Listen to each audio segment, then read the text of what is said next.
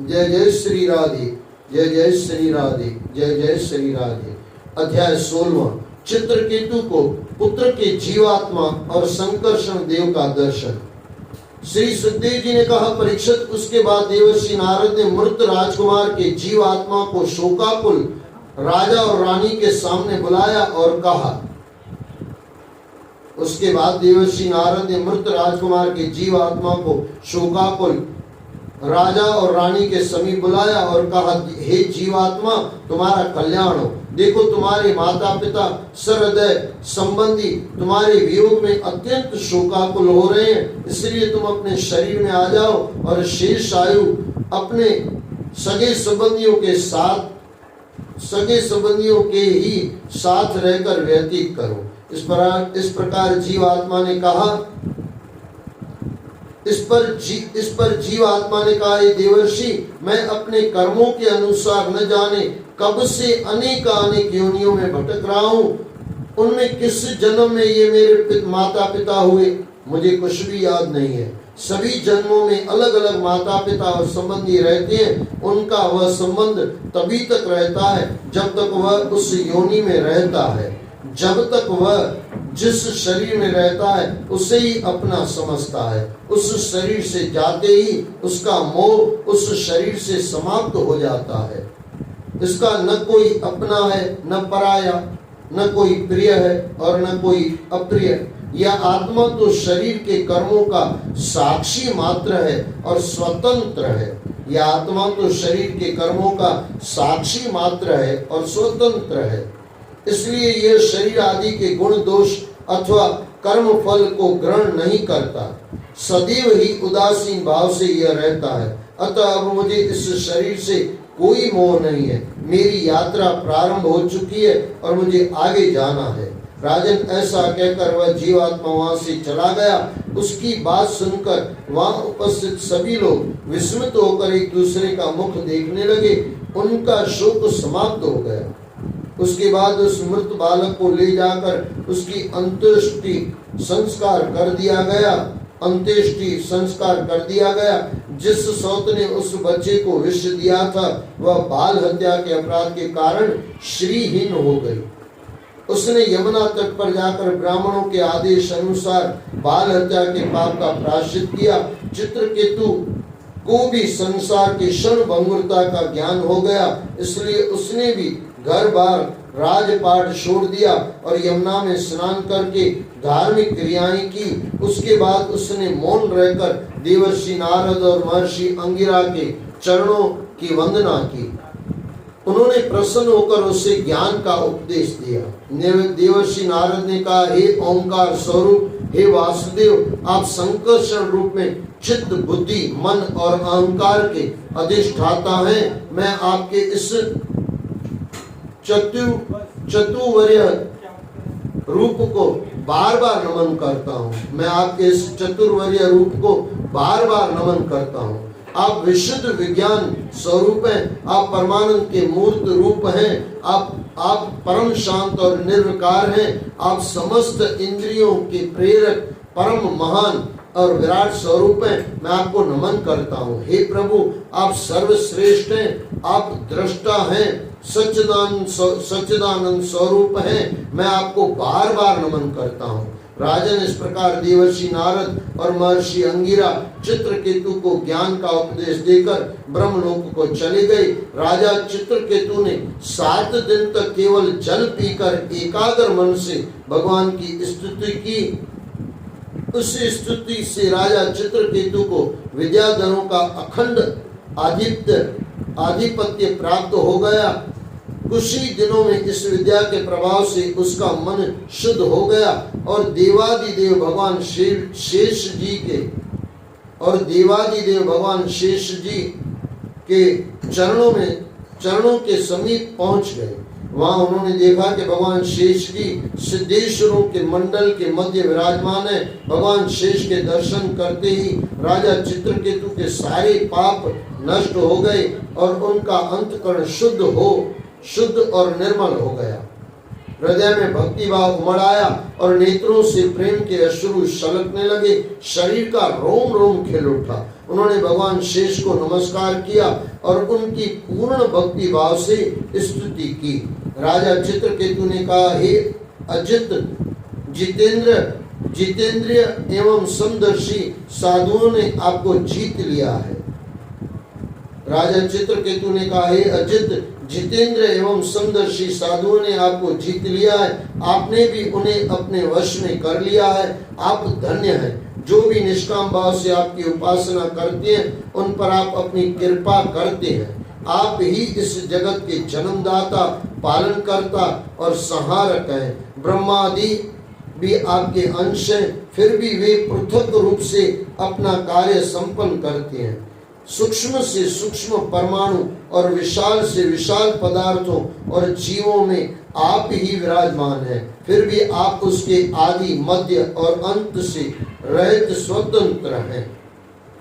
हे प्रभु यह ब्राह्मण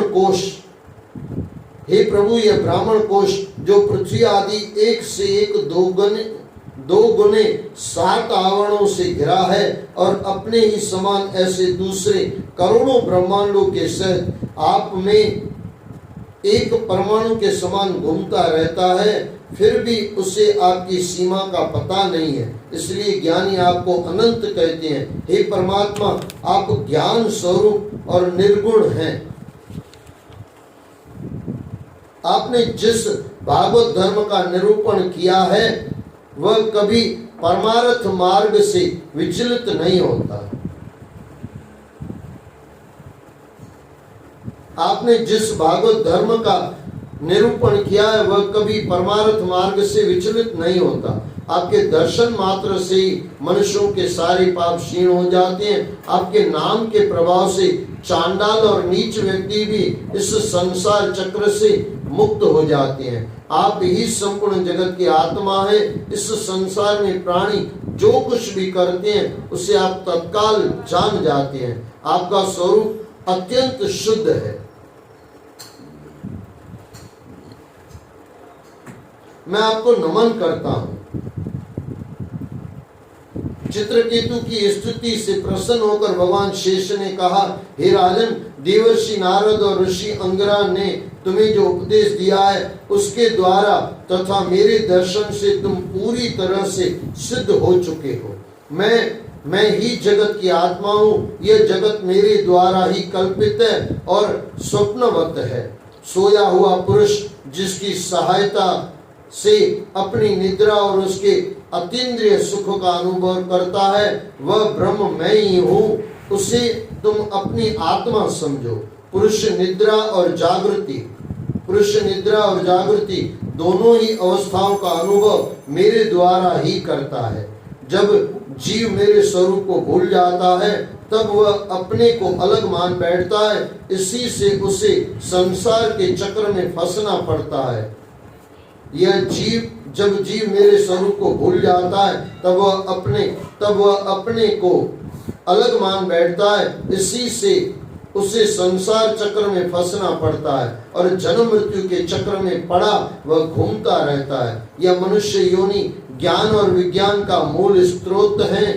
जो इसे पाकर भी अपने आत्म स्वरूप परमात्मा को नहीं जान लेता उसे कहीं किसी भी योनि में शांति नहीं मिल सकती। राजन, सांसारिक सुख के लिए जो कर्म किए जाते हैं उनमें श्रम और कलेश है। जिस सुख के लिए वे किए जाते हैं उनसे दुख ही दुख प्राप्त होता है। राजन, सांसारिक सुख के लिए जो कर्म किए जाते हैं उनमें श्रम और कलेश है। जिस सुख के लिए वे किए जाते हैं उनसे दुख ही दुख प्राप्त होता है। मनुष्य जब कर्मों से पूरी तरह अलग हो जाता है तब उसे किसी प्रकार का भी भय नहीं होता। जगत के सभी स्त्री पुरुष इसलिए कर्म करते हैं कि उन्हें सुख मिले और उनका दुखों से पीछा छूटे, परंतु इन कर्मों से न तो दुख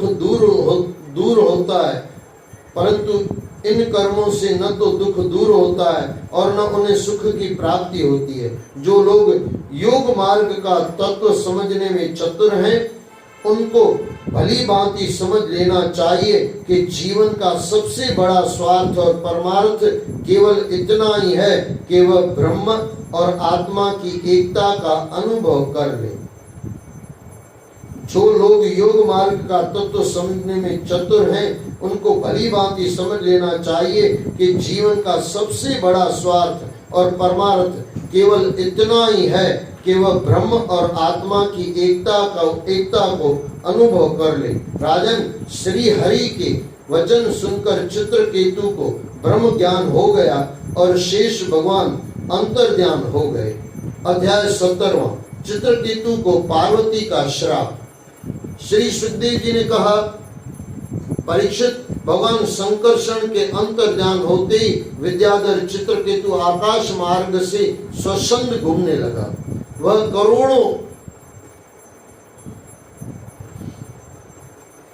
करोड़ों वर्षों तक सुमेरु पर्वत की घाटियों में विहार करता रहा। उसके शरीर का बल और इंद्रियों की शक्ति जरा भी कम नहीं हुई। बड़े बड़े सिद्ध और चारण विद्याधर चित्रकेतु की स्तुति करते रहे थे। बड़े बड़े सिद्ध और चारण विद्याधर चित्रकेतु की स्तुति करते रहे थे। इससे उसे बड़ा घमंड हो गया। एक दिन विद्याधर चित्रकेतु भगवान संकर्षण द्वारा दिए हुए विमान पर चढ़कर कहीं जा रहा था। उसी समय उसने देखा कि भगवान शंकर बड़े बड़े सिद्ध मुनियों और अपने विकट गणों की सभा में पार्वती जी को अपनी गोद में लिए बैठे हुए हैं और उनकी कमर में हाथ डालकर उन्हें अपने शरीर से सटाया हुआ है। उस प्रकार से उन्हें देखकर चित्रकेतु उन्हें सुनाकर कहने लगा। चित्रकेतु ने कहा, अरे आप तो आशुतोष शिव हैं, सारे जगत के धर्म शिक्षक और गुरुदेव हैं, समस्त प्राणियों में सर्वश्रेष्ठ आदि योगेश्वर हैं। फिर आप इस प्रकार भरी सभा के मध्य अपनी पत्नी को अपने शरीर से चिपकाए बैठे हुए, समस्त ब्रह्मादियों के सभापति और जटाधारी होते हुए भी साधारण पुरुषों की भांति निर्लज्जता से आप भरी सभा में इस प्रकार का आचरण कर रहे हैं। साधारण पुरुष भी एकांत में अपनी स्त्री के साथ बैठते हैं, परंतु आप तो इतने बड़े विरतधारी हैं, आपको यह सब शोभा नहीं देता। राजन, चित्रकेतु के कटाक्ष सुनकर भगवान शिव हंसने लगे और कुछ नहीं बोले। उस सभा में बैठे अन्य लोग भी चुप रहे। चित्रकेतु को अपने जितेंद्रिय होने का बड़ा घमंड हो रहा था। पार्वती जी से उसकी यह दुष्टता सहन नहीं हुई। वे क्रोध में भरकर बोली, दुष्ट, तू किस प्रभु का शासन मानता है? क्या तेरा प्रभु निर्लजों और पापियों को दंड इसी प्रकार से देता है? क्या तेरा प्रभु निर्लजों और पापियों को दंड इसी प्रकार से देता है? ऐसा लगता है कि स्वयं ब्रह्मा जी, भृगु, नारद, सनक आदि ऋषि, कपिल देव और मनु भी धर्म के रहस्य को नहीं जानते, तभी तो वे धर्म की मर्यादा का उल्लंघन करने वाले भगवान शिव को यहाँ आकर नहीं रोकते। वे महापुरुष न जाने क्यों भगवान आशुतोष के चरण कमलों की वंदना करते हैं। वे महापुरुष न जाने क्यों भगवान आशुतोष के चरण कमलों की वंदना करते रहते हैं। इस क्षत्रिय ने तो अहंकारवश पल भर में ही जगत का कल्याण करने वाले भगवान शिव का तिरस्कार कर डाला और अपनी दीठता प्रदर्शित की। यह निश्चय ही दंड का पात्र है। इससे अपने बड़प्पन का बड़ा घमंड है। यह मूर्ख भगवान श्री हरि के चरणों में रहने के योग्य नहीं है। द्रुमति, तू पापी और असुर योनि में ही जाएगा। तू फिर कभी किसी महापुरुष का तिरस्कार नहीं कर पाएगा। दुर्मति, तू पापी असुर योनि में ही जाएगा। तू फिर कभी किसी महापुरुष का तिरस्कार नहीं कर पाएगा। परीक्षित, इस प्रकार पार्वती जी ने चित्रकेतु को श्राप दे दिया। श्राप सुनकर चित्रकेतु विमान से उतरकर माता पार्वती के सामने आ खड़ा हुआ और बोला, माता मुझे क्षमा करें, मैं बड़ी प्रसन्नता से आपका श्राप स्वीकार करता हूँ, क्योंकि देवता लोग मनुष्यों को उनके भाग्य और कर्मों के अनुसार ही फल प्रदान करते हैं। हे देवी, यह जीव अज्ञान से मोहित होकर इस संसार चक्र में भटकता रहता है और सुख दुख भोगता रहता है। आत्मा उसे कोई सुख दुख नहीं देता, आत्मा उसे कोई सुख दुख नहीं देता। जो अज्ञानी हैं वे ही एक दूसरे पर दोषारोपण किया करते हैं। त्रय तापों से युक्त इस संसार में सुख दुख, स्वर्ग नरक, शाप और अनुग्रह, श्राप और अनुग्रह जीवन का स्वाभाविक प्रवाह है। त्रय तापों से युक्त इस संसार में सुख दुख, स्वर्ग नरक, श्राप और अनुग्रह जीवन का स्वाभाविक प्रवाह है। माता, इस संसार में परमात्मा ही सुख दुख के विधाता हैं। श्री हरि तो माया और मल में समान रूप से विद्यमान रहते हैं। उनका न कोई प्रिय है न कोई अप्रिय है, उन्हें क्रोध तो कभी आता ही नहीं है। माया के कारण ही पाप पुण्य, सुख दुख, हित अहित, बंधन और मोक्ष, जीवन और मृत्यु का चक्र चलता रहता है। माया के कारण ही पाप पुण्य, सुख दुख, हित अहित, बंधन और मोक्ष, जीवन और मृत्यु का चक्र चलता रहता है। हे माते, मैं श्राप से मुक्त होने के लिए आपको प्रसन्न नहीं कर रहा हूँ, मैं तो अपनी अनुचित बातों के लिए आपसे क्षमा चाहता हूँ, कृपया कर मुझे क्षमा करें। परीक्षित, विद्याधर चित्रकेतु भगवान शंकर और माता पार्वती को इस प्रकार प्रसन्न करके विद्याधर चित्रकेतु भगवान शंकर और माता पार्वती को इस प्रकार प्रसन्न करके सबके सामने ही विमान पर सवार होकर वहां से चला गया। तब भगवान शंकर ने सभी उपस्थित लोगों से यह कहा, हे देवी, दिव्य लीलाधारी भगवान श्री हरि की लीला तुमने देखी। जो लोग भगवान की शरण में होते हैं वे कभी किसी से नहीं डरते। उन्हें स्वर्ग, नरक और मोक्ष में भगवान श्री हरि के सम्मान भाव से ही दर्शन होते हैं। जिन जीवों का भगवान की लीला से देह संयोग हो जाता है, जिन जीवों का भगवान की लीला से देह संयोग हो जाता है, उन्हें सुख दुख, जन्म मरण, श्राप अनुग्रह आदि द्वंद्व रूप में ही प्राप्त होते हैं। उन्हें सुख दुख, जन्म मरण, श्राप अनुग्रह आदि द्वंद्व रूप में ही प्राप्त होते हैं। जैसे स्वप्न में ब्रह्म वेद से सुख दुख की अनुभूति होती है और जागृत अवस्था में ब्रह्मवश माला को ही वह सर्प समझ लेता है। जैसे स्वप्न में ब्रह्म वेद से सुख दुख की अनुभूति होती है और जागृत अवस्था में ब्रह्मवश माला को ही वह सर्प समझ लेता है, उसी प्रकार मनुष्य अज्ञानता के कारण आत्मा में देवता, मनुष्य, राक्षस, महात्मा आदि गुण दोष की कल्पना कर लेता है।